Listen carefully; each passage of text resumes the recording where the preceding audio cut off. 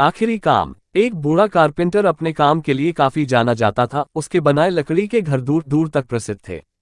पर अब बूढ़ा हो जाने के कारण उसने सोचा कि बाकी की जिंदगी आराम से गुजारी जाए और वह अगले दिन सुबह सुबह अपने मालिक के पास पहुंचा और बोला, ठेकेदार साहब, मैंने बरसों आपकी सेवा की है, पर अब मैं बाकी का समय आराम से पूजा पाठ में बिताना चाहता हूं। कृपया मुझे काम छोड़ने की अनुमति दें।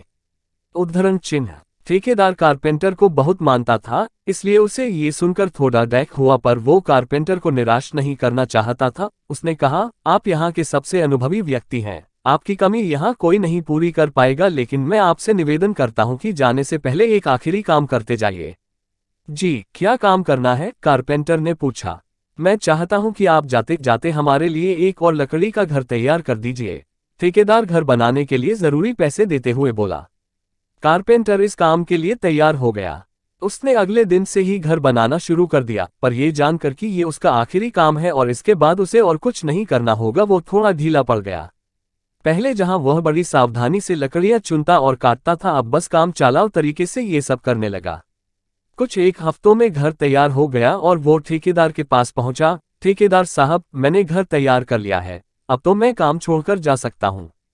ठेकेदार बोला, हाँ, आप बिल्कुल जा सकते हैं, लेकिन अब आपको अपने पुराने छोटे से घर में जाने की जरूरत नहीं है, क्योंकि इस बार जो घर आपने बनाया है वो आपकी बरसों की मेहनत का इनाम है। जाइए, अपने परिवार के साथ उसमें खुशहाली से रहिए।